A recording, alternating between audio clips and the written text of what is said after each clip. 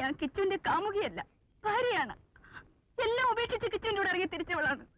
എന്തെങ്കിലും ഒരു ആഗ്രഹം പറഞ്ഞ് കിച്ചുവിനെ ഞാൻ വിഷമിപ്പിച്ചിട്ടുണ്ടോ? ഉണ്ടോ കിച്ചു?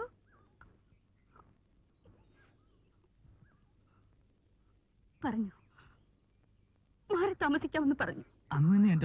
സമ്മതിച്ചു. പിന്നെ അതേക്കുറിച്ച് ഞാൻ എന്തെങ്കിലും മിണ്ടിയിട്ടുണ്ടോ? മിണ്ടാമായിരുന്നില്ലേ? എന്താ വേണ്ടെന്ന് വെച്ചത്? എന്റെ ഗുണം കൊണ്ട്, സ്വഭാവത്തിന്റെ ഗുണം കൊണ്ട്. സ്വഭാവത്തിന്റെ ഗുണം?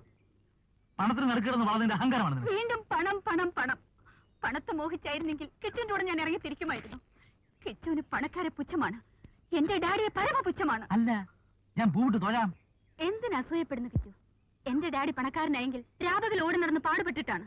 രാപകൽ പാടുപെട്ടിട്ട് വളഞ്ഞ വഴി കൂടെ അല്ലാതെ പെട്ടെന്ന് പണക്കാരനായിട്ടുള്ള ആരുണ്ട് ഇവിടെ?